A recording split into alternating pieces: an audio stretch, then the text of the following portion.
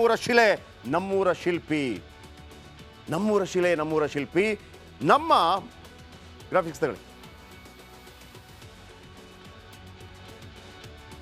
ತಗೊಳ್ಳಿ ಗ್ರಾಫಿಕ್ಸ್.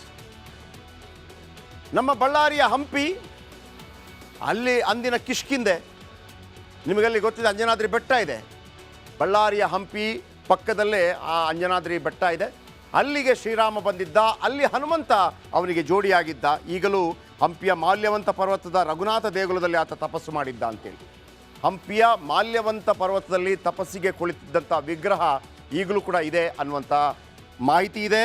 ನಮ್ಮ ಕರ್ನಾಟಕದಲ್ಲೇ ರಾಮನಿಗೆ ಹನುಮಂತ ಸಿಕ್ಕಿದ್ದು.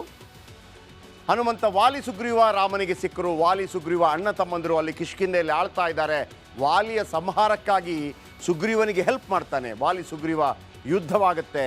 ಅಲ್ಲಿ ವಾಲಿ ಎಷ್ಟು ಬಲಶಾಲಿ ಅಂತಂದರೆ, ವಾಲಿ ಯಾರ ಜೊತೆ ಯುದ್ಧ ಮಾಡುವ ಸಂದರ್ಭದಲ್ಲೂ ಕೂಡ ವಾಲಿಯ ಅರ್ಧ ಶಕ್ತಿಯನ್ನು ಮುಂದಿನ ಎಳ್ಕೊಂಡ್ಬಿಡ್ತಾನಂತೆ. ಹಾಗಾಗಿ ವಾಲಿಯನ್ನು ಸೋಲಿಸೋದಕ್ಕೆ ಯಾರಿಗೂ ಆಗೋದಿಲ್ಲ. ಹಾಗಾಗಿ ದೂರದಲ್ಲಿ ನಿಂತು ರಾಮ ಬಾಣ ಬಿಡ್ತಾನೆ ಅನ್ನುವಂಥ ಪ್ರತೀತಿ ನಾವು ಪುರಾಣಗಳಲ್ಲಿ ಓದಿದ್ದೀವಿ. ಇನ್ನು ಮೈಸೂರಿನ ಚುಂಚನಕಟ್ಟೆ ಜಲಪಾತಕ್ಕೆ ರಾಮ, ಸೀತೆ, ಲಕ್ಷ್ಮಣ ಬಂದಿದ್ದರು.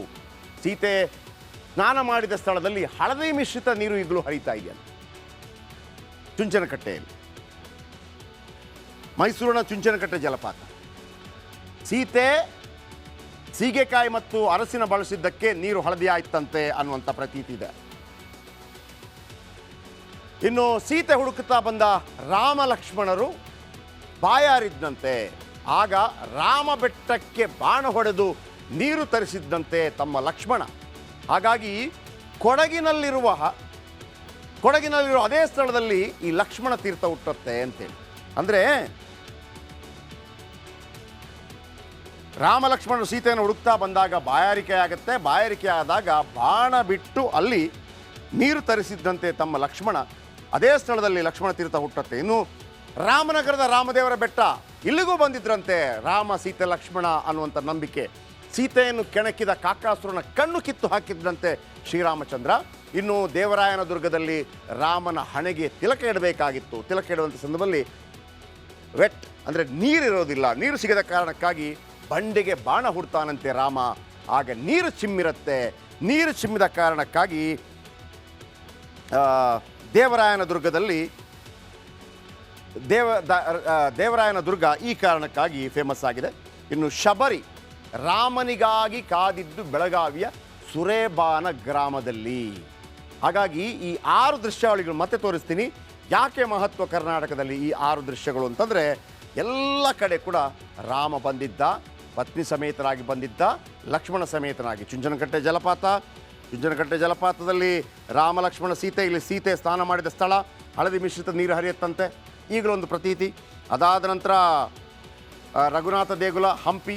ಅದಾದ ನಂತರ ಲಕ್ಷ್ಮಣ ತೀರ್ಥ ನದಿ. ಯಾವ ಕಾರಣಕ್ಕೆ ಅಂತಂದರೆ ಬಾಯರಿದ್ದಂತೆ ಅಲ್ಲಿ ಬೆಟ್ಟಕ್ಕೆ ಬಾಣ ಹೊಡೆದು ನೀರು ತರಿಸಿದ್ದ ಅನ್ನುವಂಥ ಪ್ರತೀತಿ. ಇನ್ನು ಕೊಡಗಿನಲ್ಲಿರುವ ಅದೇ ಸ್ಥಳಕ್ಕೆ ರಾಮ ಲಕ್ಷ್ಮಣ ತೀರ್ಥ ನದಿ ಅಂತ ಹೆಸರು. ಇನ್ನು ರಾಮನಗರದ ರಾಮದೇವರ ಬೆಟ್ಟ, ಇಲ್ಲಿ ಸೀತೆಯನ್ನು ಕೆಣಕಿದ ಕಾಕಾಸುರನ ಕಣ್ಣು ಕಿತ್ತು ಹಾಕಿದ. ಇನ್ನು ದೇವರಾಯನ ದುರ್ಗದಲ್ಲಿ ರಾಮನ ಹಣೆಗೆ ತಿಲಕ ಇಡಬೇಕಾಯ್ತಂತೆ. ಸೊ ಅಲ್ಲಿ ನೀರು ಸಿಗದಿದ್ದಕ್ಕೆ ಬಂಡೆಗೆ ಬಾಣ ಹೂಡಿದ್ದ ದೇವರಾಯನ ದುರ್ಗ. ಇನ್ನು ಸುರೇಬಾ, ಇಲ್ಲಿ ಶಬರಿಯನ್ನು ಭೇಟಿಯಾಗಿದ್ದು. ಶಬರಿ ಹಣ್ಣನ್ನು, ತಾನು ಎಂಜಲು ಮಾಡಿದಂಥ ಹಣ್ಣನ್ನು, ಯಾಕೆಂದರೆ ಎಂಜಲು ಮಾಡಿದ ಹಣ್ಣು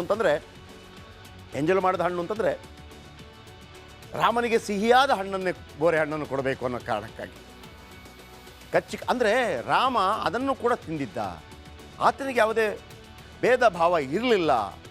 ಈಗಲೂ ನೀವು ರಾಮನ ಪಟ್ಟಾಭಿಷೇಕ ಅಂತ ಹೇಳುವಾಗ ಪ್ರತಿಯೊಬ್ಬರು ಸೇರಿರಬೇಕಲ್ಲ. ಅಲ್ಲಿ ಜಾಂಬವ, ಹನುಮಂತ, ಪ್ರಾಣಿ, ಪಕ್ಷಿ ಎಲ್ಲವೂ ಇರುತ್ತೆ ಅಂತ. ಇನ್ನು